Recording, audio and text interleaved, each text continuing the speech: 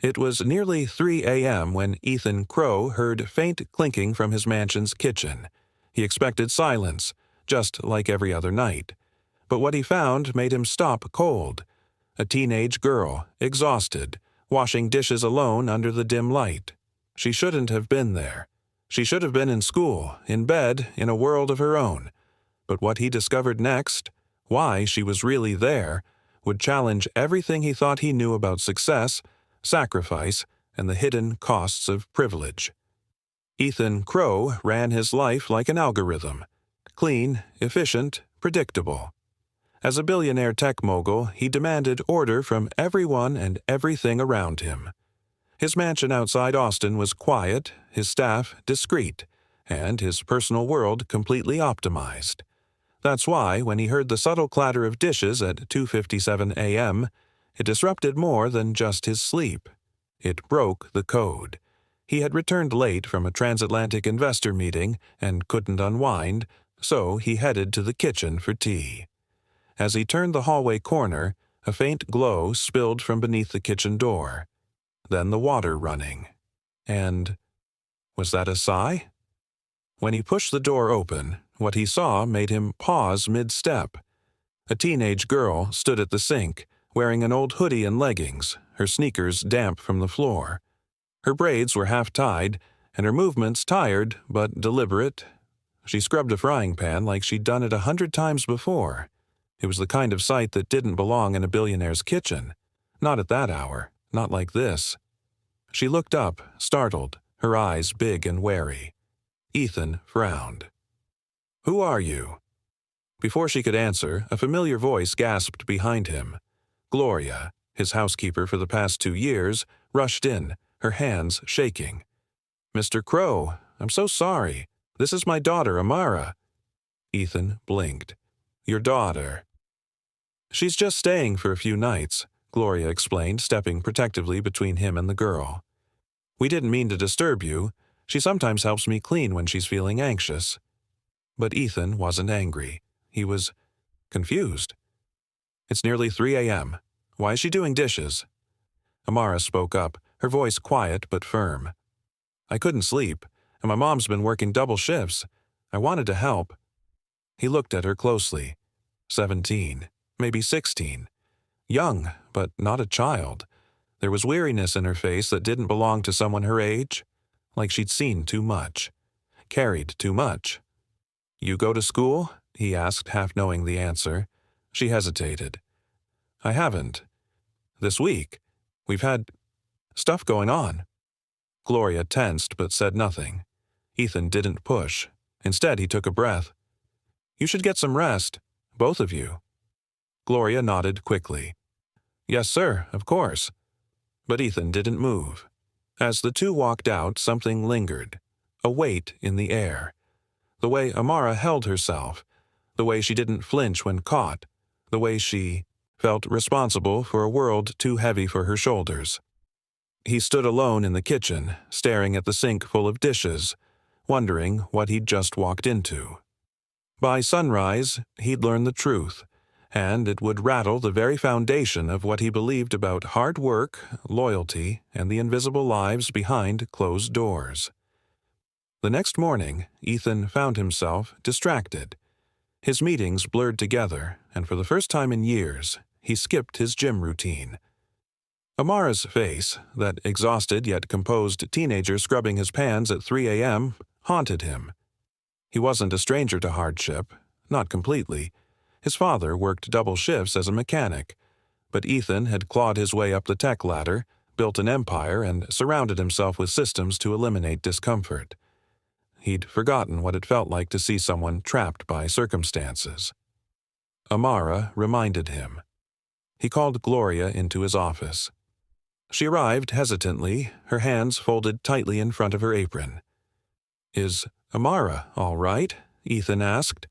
Gloria nodded too quickly. "Yes, sir. She's just helping out while she stays with me." Ethan leaned forward. "You said she's staying a few nights. Is something going on at home?" Gloria froze. Her eyes flicked to the floor, her throat working before she spoke. "We lost our apartment last month. The rent went up. We were staying with my cousin, but she has 3 kids already. So, I brought Amara here. I sleep in the laundry room. She takes a cot in the back." He was silent for a moment. The image of a teenage girl curled up beside soap jugs and spare uniforms burned into his mind. "And school?" he asked softly. "She missed a few days," Gloria admitted. "She doesn't want me to get in trouble, so she started helping clean before I even wake up. She's a good girl. Always has been." Ethan nodded, then waved his hand gently. "That's all for now, Gloria. Thank you." She left, and the silence of the room settled around him. Not for the first time, Ethan felt the walls of his luxurious life closing in, like they were trying to muffle the noise of the real world. A girl skipping school to clean his dishes was not a line item in his planner, but now it wouldn't leave his head. Later that day, he had a lunch meeting at a nearby high school where he was scheduled to speak about innovation and opportunity. As he walked into the auditorium, his gaze flicked across the crowd of teens. And then he saw her, Amara. She was in the back row, hoodie up, eyes tired but alert. She hadn't seen him yet. He stepped to the podium, suddenly aware of the moment. Here he was about to talk about dreams, hard work, and the tech world's endless possibilities, while one of the students had spent the night doing dishes in his kitchen to keep her mom's job. He changed his speech on the spot. "I was going to talk about building companies," he began. "But today, I want to talk about something more important, recognizing quiet strength." As he spoke, Amara looked up, her expression unreadable, but something in her eyes softened. For the first time in a long while, someone had seen her. Ethan couldn't stop thinking about Amara. After his impromptu speech at the high school, he watched her slip out of the auditorium quietly, unnoticed by most, but not by him. She walked with that same weariness he had seen in his kitchen, like every step cost more than she could afford.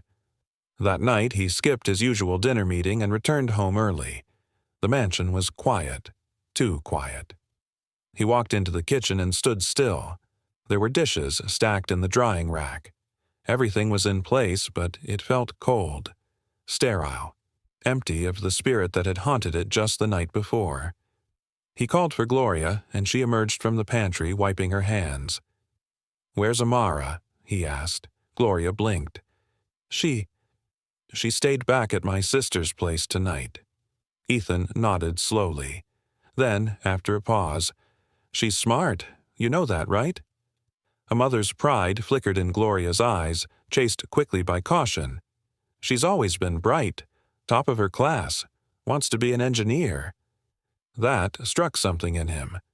"Has she applied to schools?" Gloria's hands tightened on the rag she held. "We haven't had time. Or money. The fees. She said maybe next year." Ethan inhaled slowly. "She shouldn't be washing my dishes at 3 a.m. She should be building the future." Gloria looked away. "We're just trying to survive, sir." That night he sat in his study and pulled up her school's website.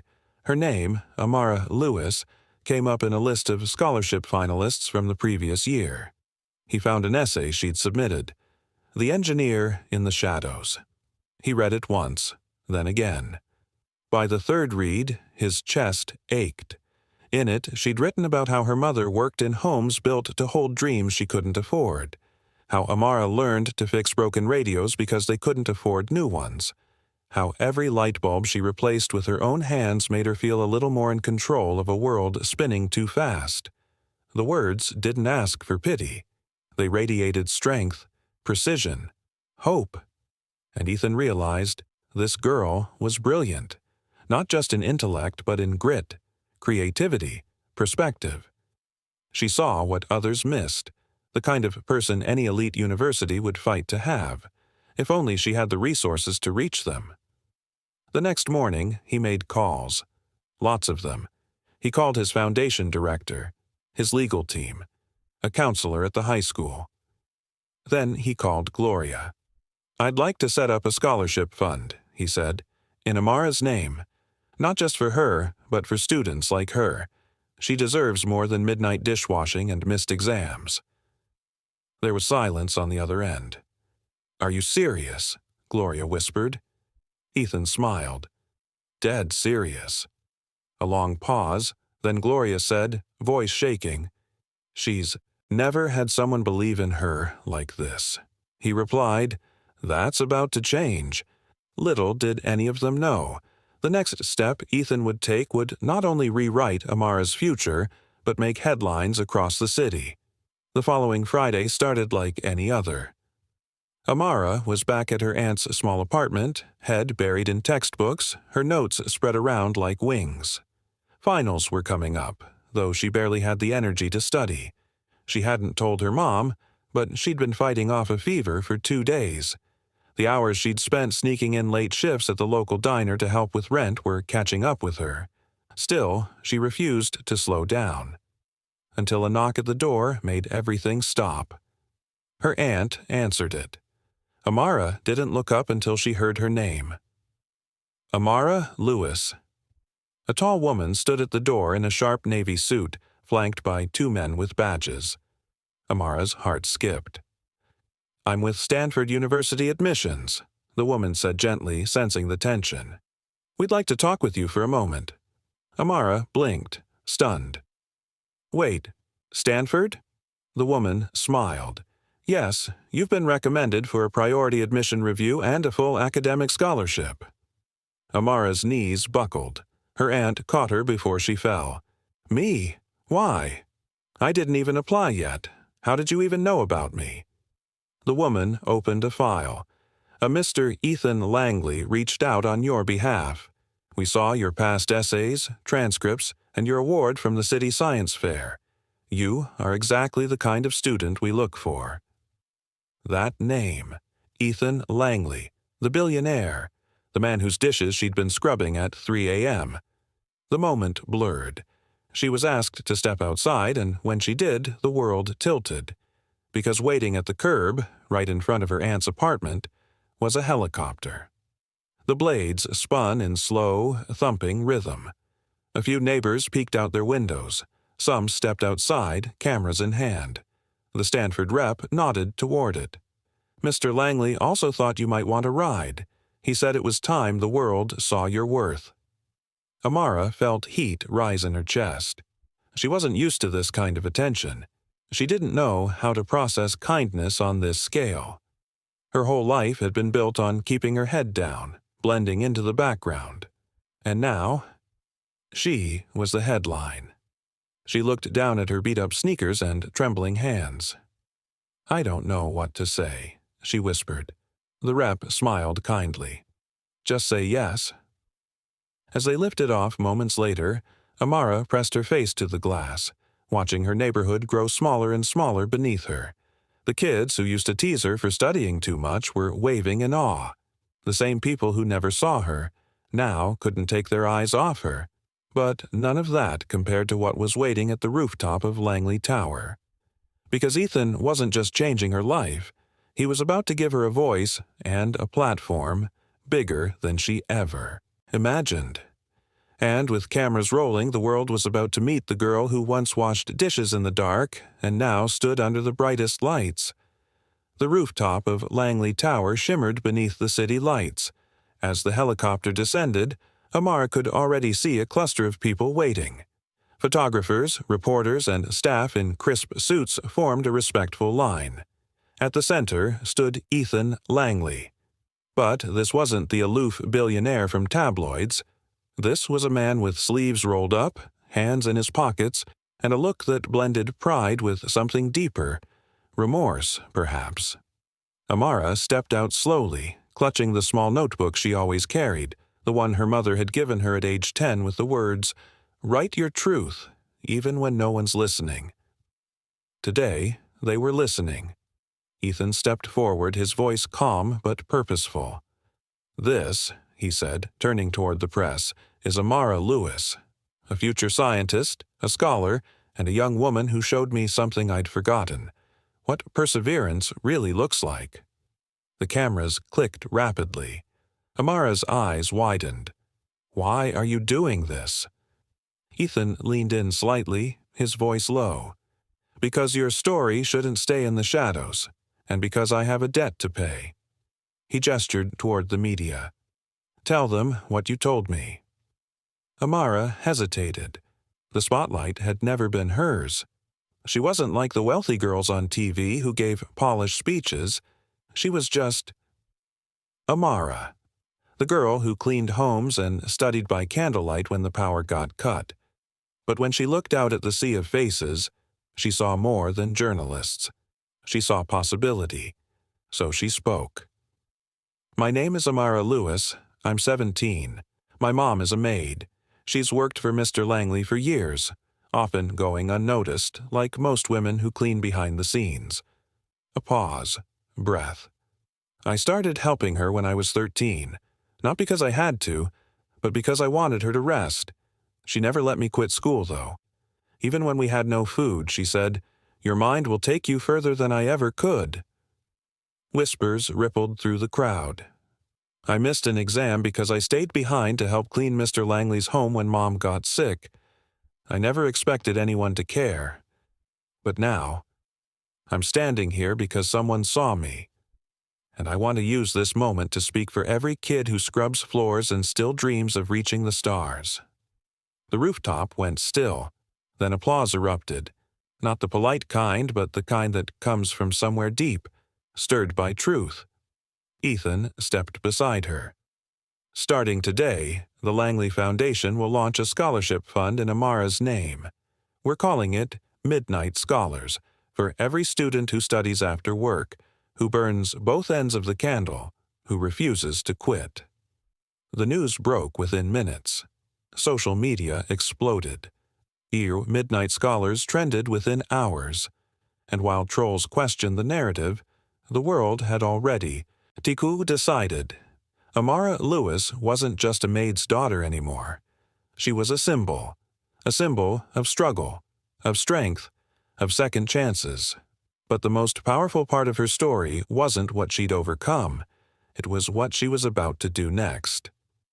2 months later, Amara stood on a stage again, this time not on a rooftop, but at the National Science Youth Summit in Washington, D.C.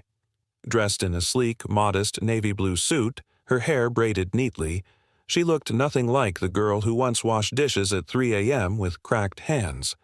The banner behind her read, STEM Rising Stars, Empowering Tomorrow's Innovators. But Amara hadn't come to just talk about science. She had come to show the world that brilliance doesn't only bloom in privilege, it often grows wild in hardship. My mom always said, Amara began, standing at the podium, that our floor was made of concrete, not glass. There was no breaking through it, only climbing. The audience, made up of students, teachers, donors, and government officials, listened intently. She never finished high school, but she finished every room she cleaned, every meal she skipped so I could eat, every night working late while I studied. She told me not to waste the pain, that if I was going to carry the weight, I better turn it into wings. That line would later be quoted across news outlets and shared millions of times. Ethan Langley, sitting in the front row, looked on like a proud uncle, but he wasn't the story anymore. The billionaire had passed the spotlight and Amara had stepped into it without hesitation. After the summit, colleges lined up with offers, Harvard, MIT, Howard. She chose Stanford, not because it was the most prestigious, but because they offered her full creative freedom and access to community work. The Midnight Scholars Fund exploded, raising over $10 million in weeks. But for Amara, the greatest moment came quietly. It wasn't televised or photographed. It happened in her old neighborhood, outside a corner store where her mom still liked to buy fresh bread early in the morning. A little black girl, maybe 11 or 12, wearing worn-out sneakers and a too large backpack, spotted her and froze. "You're that girl," she said softly. "The one from the dishes." Amara knelt down. "You mean from the science summit?" "No," the girl said, eyes wide. "From when you helped your mom. That's when you were powerful." Amara smiled. That was the real moment. Not the helicopter, not the speech, not the billionaire's name beside hers. It was being seen by someone who needed her to be real, not perfect. So she gave the girl her notebook, the old one. The pages were filled now, but there was one blank sheet at the back. "Start here," she said. "Write your truth." And just like that, Amara Lewis, the maid's daughter who once skipped school to wash dishes, became something greater. Not a symbol, not a hashtag, a spark. Because in a world that often waits for power to arrive in expensive suits and shiny cars, it sometimes forgets that the strongest power comes quietly, in dishwater hands, midnight notebooks, and a voice that refuses to be small.